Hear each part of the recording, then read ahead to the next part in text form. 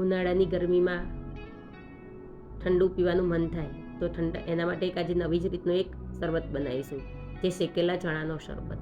અહીંયા મેં ચણા લઈ લીધા છે, તેને મિક્સર જારમાં ક્રશ કરી લીધા. આ પાવડર આપણો તૈયાર થઈ ગયો. હવે મેં અહીંયા સાઈડમાં એક ડુંગળી લઈ લીધી, સમારી લીધી નાની નાની. ડુંગળી શરબતમાં ડુંગળી તો હા, શરબતમાં ડુંગળી.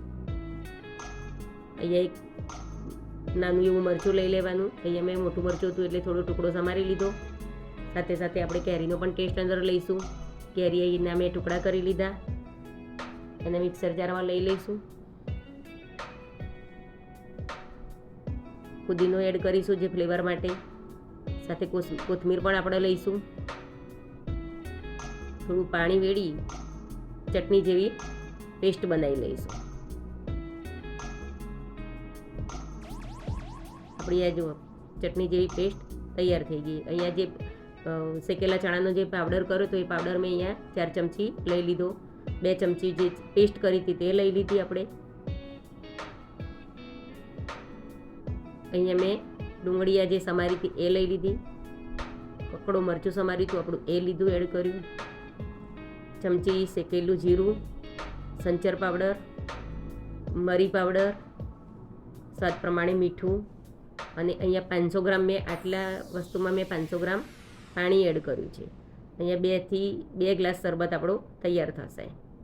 એને આપણે મિક્સ કરી લેવાનું છે. આ રીતે આપણે વલોવીને મિક્સ કરી લેવાનું બધું.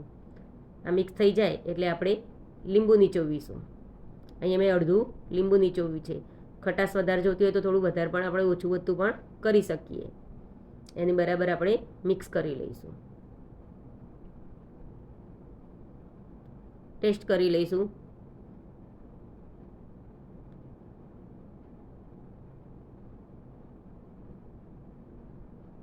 મીઠું ઓછું લાગ્યું એટલે મેં અહીંયા થોડું મીઠું ઉમેરી દીધું. હવે શરબતને ઠંડો કરવા માટે બરફ એડ કરી દઈશું. જો આપણો આ શેકેલા ચણાનો શરબત આ શરીર માટે બહુ જ ઠંડક આપતો હોય છે.